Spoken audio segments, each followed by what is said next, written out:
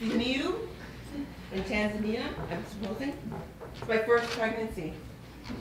I'm huge, but well, this is relatively huge, but I feel healthy. I went to see my midwife, but you know, she was overwhelmed with her work, so I didn't get to see her that day. Oh, I feel my labor starting. I think I'm going into labor.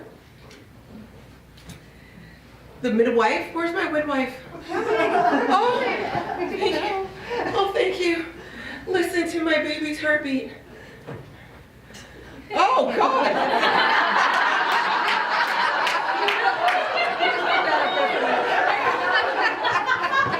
Suddenly, this seems so inadequate. Okay. Listen, hold on. Listen to my baby. Baby sounds good.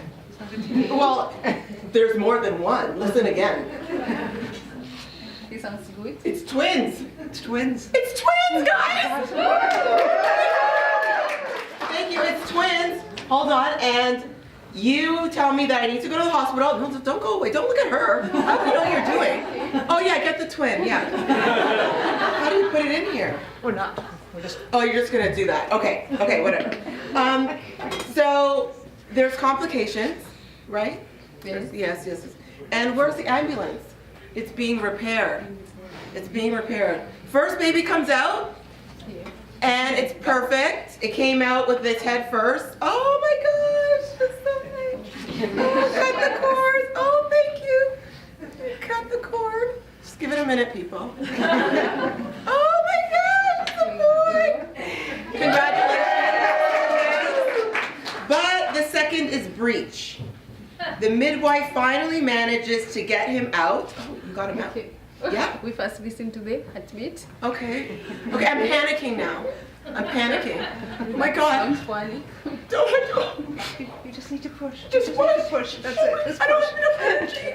Walk me through this. I can't. You can do this. I can do this? Yes, you've got, the baby's going to come out, baby's breech, okay? We're just going to have you push and we're going to let the baby be born, okay? Okay. We've got training. Okay. Okay? Okay, and what do I have to do now? You're just going to push.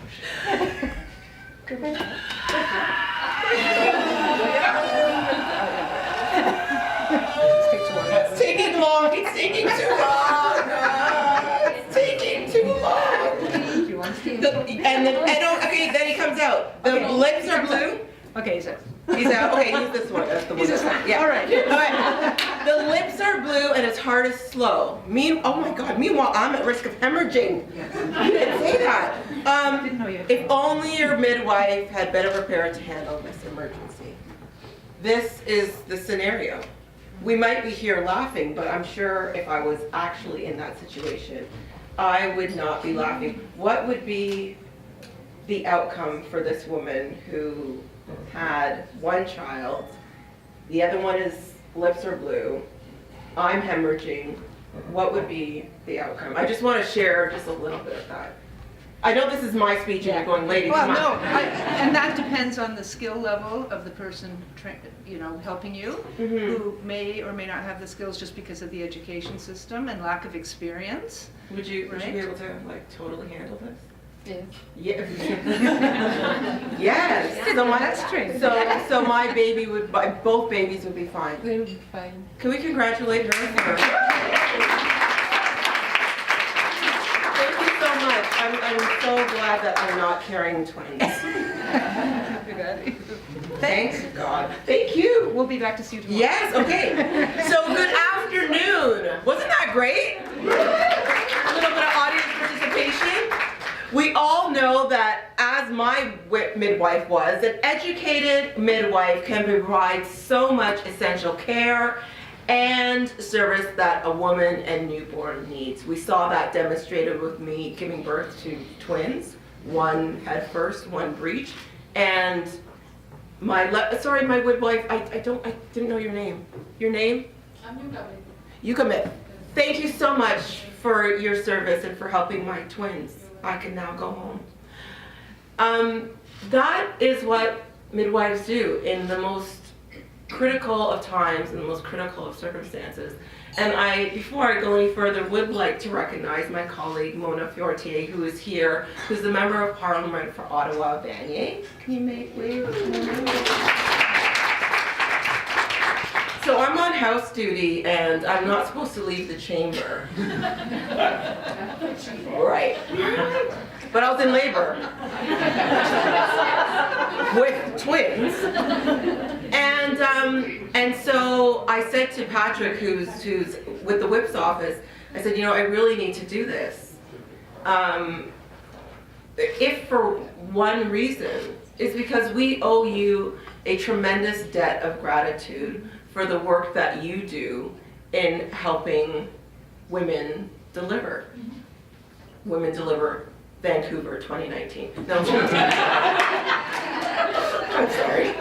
That was just it was too easy. It was too easy. You guys should be there. Women Deliver 2019. However, as we work to achieving the objectives of the 2030 Agenda for Sustainable Development, we intend to keep working closely with Canadians, global and local civil society partners to advance sexual and reproductive health and rights and gender equality. And we plan to do that here domestically and of course with our feminist international assistance policy that is carried globally as well.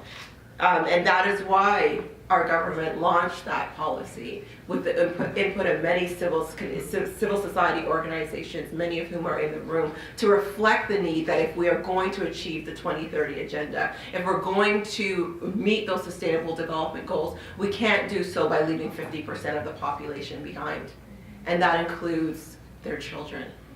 Right? So the critical role that you play. We know that to successfully advance gender equality, we're going to have to improve sexual and reproductive health and rights for all. And our Minister Bibeau, our Prime Minister, all of our government is very much proud of the fact that we are putting women and girls at the center of everything we do, both in terms of our domestic policy. Our budget was just released. It focused on gender-based analysis and the intersectionality analysis, but also looking at our trade, our foreign affairs, women, peace and security, our international development. It's all centered around who I think, and I think our entire government and the world needs to think, are the ones that are going to be the economic drivers of our next wave of industrial and economic revolution. When women are given the tools to reach their full potential and are fully empowered, it is a $12 to $28 trillion injector into the global GDP. We know that here in Canada.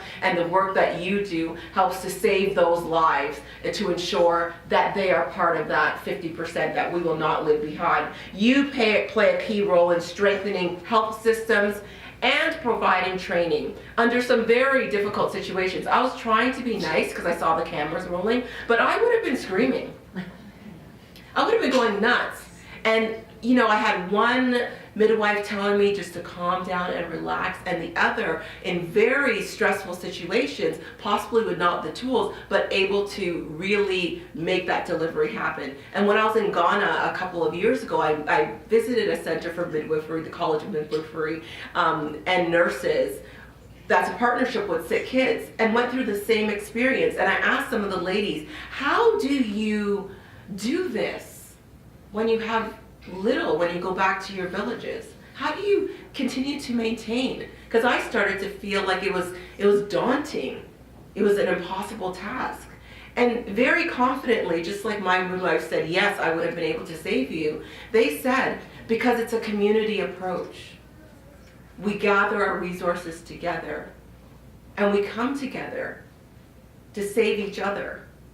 And for me, it was one of the most powerful experiences I've ever had, because it gave me a certain sense of humility, that even with a limited amount, they still knew their responsibility to help save. You play a key role in ensuring the health and well-being of women and their infants before, during, and after their birth, and in making sure that women and girls have the opportunity to reach their full potential and contribute to that great economic drive that we all know is possible. We believe that what you are doing is working. But we also have committed, we've put our money where our mouth is. We've committed $650 million to improve sexual reproductive health and rights. Our Prime Minister made that announcement last year. We are investing $150 million over 5 years. My computer's telling me that I'm supposed to be on house duty. Over 5 years to respond to the needs of local women's organizations in developing countries. In Budget 2018, marked a turning point for Canada's international assistance funding and increased it by $2 billion over 5 years. This new investment will strengthen the impact of our feminist international assistance policy and will make a real difference, especially for women and girls. We also provided $1.5 billion over 5 years to find innovative approaches to how we fund development. We know that the need to meet the Sustainable Development Goals is in the trillions of dollars. So governments can't do it alone. We need to be innovative. We need to find different solutions to be able to ensure that no one gets left behind. This will give Canada opportunities to leverage partnerships with aid organizations as well as the private sector and mobilize additional resources for international development. We want to live in a world in which every pregnancy is wanted, every birth is safe, and every girl and woman is treated with the dignity and the respect that she deserves. A world in which every woman and girl has a voice and a choice. We know that you are out there working every day to make this a reality, and we want you to know today and every day that Canada supports you 100%, and we thank you from the bottom of our hearts, really, for the work that you do to ensure that that 50% of the population never gets left behind. Thank you so much.